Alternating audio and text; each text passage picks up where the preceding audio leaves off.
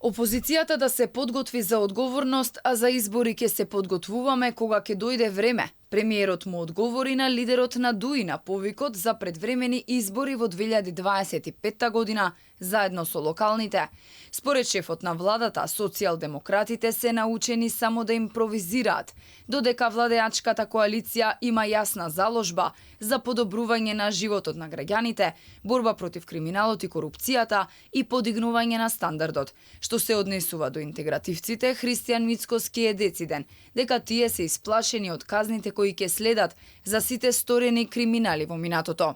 ДУИ не сака да биде во опозиција, исплашени дека конечно ја чувствуваат и тие одлучноста на владата за борба против криминалот и корупцијата, знаат све што имаат правено изминативе 20 години, свесни се и знаат дека полека но сигурно доаѓа денот кога ќе треба да бидат одговорни. И затоа, како резултат на тој страв, тие, би рекол, непринципиелно се храбрат и мислат дека на тој начин ќе магнетизираат повеќе гласачи. Мојата порака до нив е да се подготват за одговорност. А за избори, кога ќе дојде време, ќе се подготвуваме. Оваа реторика доаѓа по првите пратенички прашања за новата влада, кога председателот на СДСМ Венко Филипче побара оставка од премиерот. Тој му возврати дека ако се толку сигурни во победа да одат на избори во 2025 година, но после да нема кајање. На ова Али Ахмети, кој воопшто не се појави на пратеничките прашања во четвртокот, реагираше дека прифаќал предвремени избори до година и со неговиот добро познат речник завиен во суптилни закани му порача на Мицкоски добро да се подготвел.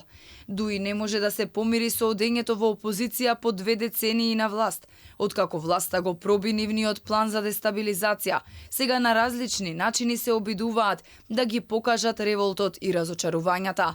За ноември најавија протести, но се уште нема ништо конкретно за овој план.